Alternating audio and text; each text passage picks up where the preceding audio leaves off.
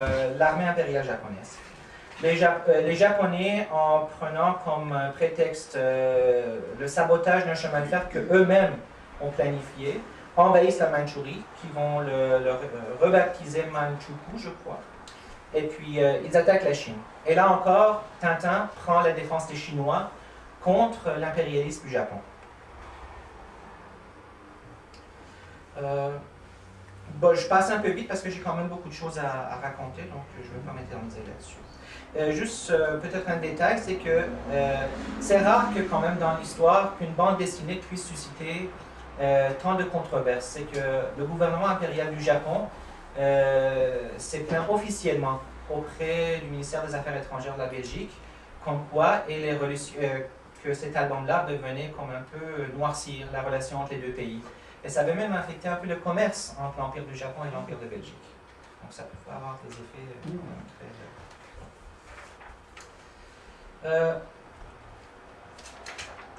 toujours ce souci de s'inspirer des événements qui secouent le monde, on a le sceptre d'Ottokar.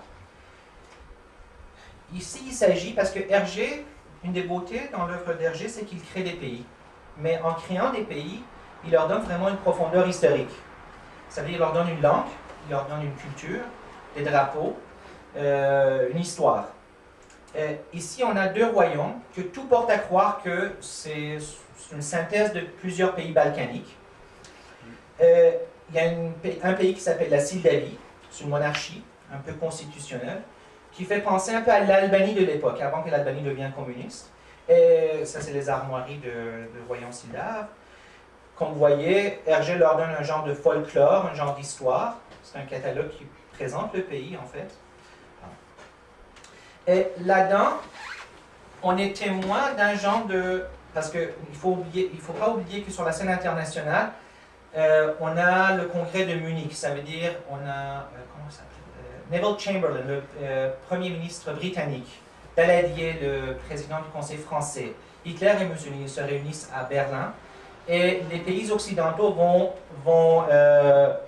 un peu sacrifier la Tchécoslovaquie, l'Autriche, les Sudètes, pour que Hitler donne sa promesse qu'il n'y aurait pas de guerre en Europe. Ce que Hitler, évidemment, ne respectera pas, il va envahir la Pologne après en 1939.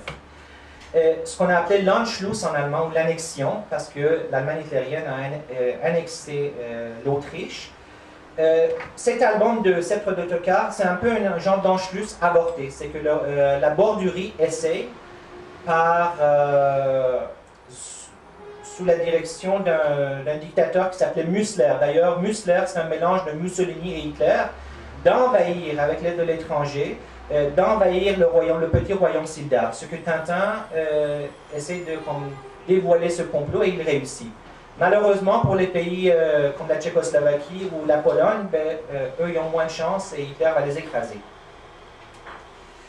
Donc ça, c'est le drapeau de la Bordurie parce que le chef politique, c'est ça, il y a des moustaches comme ça qui sont directement inspirées des moustaches de Staline. Ici, vous avez l'entrée de Hitler à Vienne lors de l'Anschluss en 1938. Dans cet album, c'est Bianca Castafiore, ou Bianca, en fait, Rose Blanche, non, comment on traduit ici, ça déjà? Bianca Castafiore qui fait son entrée. Un détail sur lequel je reviendrai plus tard, c'est qu'à chaque fois que Bianca Castafiore fait son entrée, elle est en train de chanter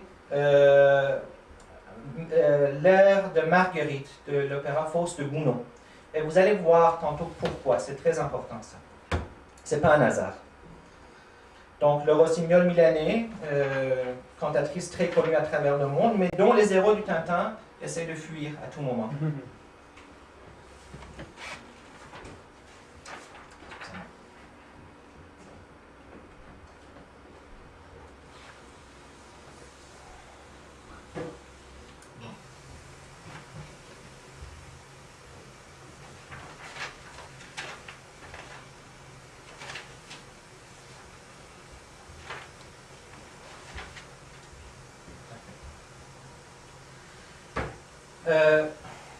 L'album Le Crabe aux pinces d'or, c'est où le capitaine Haddock fait son entrée.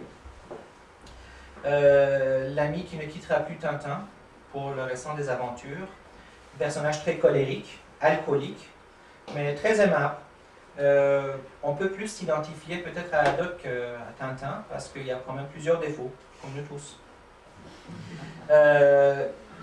Ces insultes, ces invectifs, en fait, c'est jamais des gros mots, mais la manière dont ils sortent de sa bouche, ils sont vraiment chargés de sens. Ornithorynque, bois sans soif, marin d'eau douce, schizophrène, satrape, je ne sais pas, cyclotrone. C'est vraiment, je pense qu'il y a un type qui a fait un genre de dictionnaire et il en a compté, je crois, 218 insultes. C'est ça.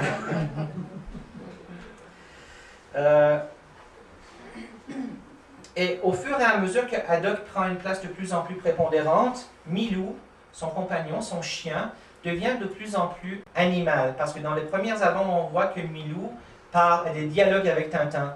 Mais Haddock, de plus en plus, quand il prend sa place, ben, Milou est un peu effacé. Il devient vraiment un animal. Il ne parle qu'à lui-même. Il n'y a plus de dialogue entre Tintin et Milou. Et peut-être, moi, je ne sais pas, mais pour moi, c'est comme une quête de père pour Tintin, l'arrivée de Haddock. Et plus tard, quand Haddock va quand même toucher un butin, il va trouver le trésor de ses ancêtres, de Rackham le Rouge. Il achète le château de Moulinsart et il devient sédentaire. Les deux vont s'embourgeoiser et Tintin décide de se réfugier chez Haddock, loin du monde des aventures. On y arrivera tantôt. À l'automne 1941, bon, Hergé pense que l'apocalypse est encore pour le demain. Pourtant, on est en plein milieu de la Deuxième Guerre mondiale. Il y a un mystérieux aérolite qui se dirige vers la Terre, et puis c'est peut-être la fin du monde. Bon, vous voyez qu'on est en pleine guerre aussi. La signification de l'étoile mystérieuse est sans équivoque. Pourtant, ce sinistre présage s'évanouit quand la météorite tombe dans l'Arctique. Il y a deux expéditions qui se font la concurrence pour arriver et se réclamer parce qu'il y a un genre de substance, un genre d'élément qu'on ne connaissait pas, qui va nommer Calistène. Et puis, il y a une équipe qui regroupe les savants des pays occupés par l'Allemagne ou des pays neutres.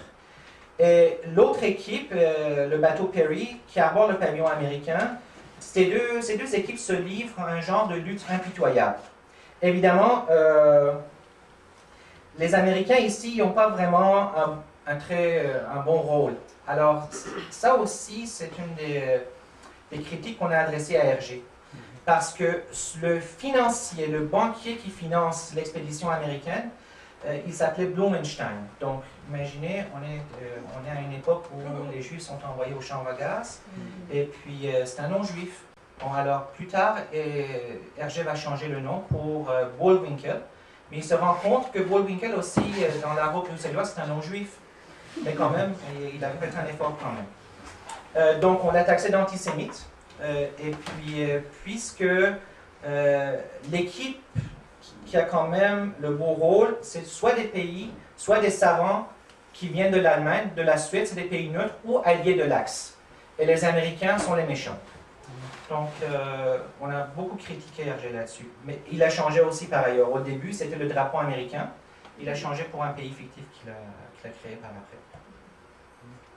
Ou dans la première version, vous voyez par exemple les marchands juifs sont un peu présentés à la manière que les nazis avaient fait un film qui s'appelait Le Juif éternel, qu'on avait comparé les juifs aux rats. C'était un peu la même image, ce que Hergé a regretté par après d'ailleurs. Dans les albums suivants, il y a un autre personnage haut en couleur qui fait son entrée, c'est le professeur Tournesol, amnésique, sourd, et pourtant il travaille sur les ultrasons, ce qui était fort intéressant. Aussi inspiré d'un personnage réel qui était le professeur Picard, un professeur un peu fou, un peu raté, un Suisse. Quand vous voyez la ressemblance, c'est quand même frappant entre les deux. Et là, on arrive à un autre album. Je m'attarde surtout sur les albums qui ont un genre un contenu politique. L'affaire Tournesol. Comme je viens de mentionner, Tournesol vient de mettre au point un appareil ultrasonique qui est capable de détruire des villes entières. Évidemment dans un petit format, donc ça ne fait que casser des vitres du voisinage, mais si on essaye de perfectionner un peu la technologie, ça va devenir une arme de destruction massive. Donc c'est vraiment une arme de destruction massive avant l'être, aujourd'hui on en parle beaucoup, mais à l'époque, bon. ça se passe en pleine guerre froide.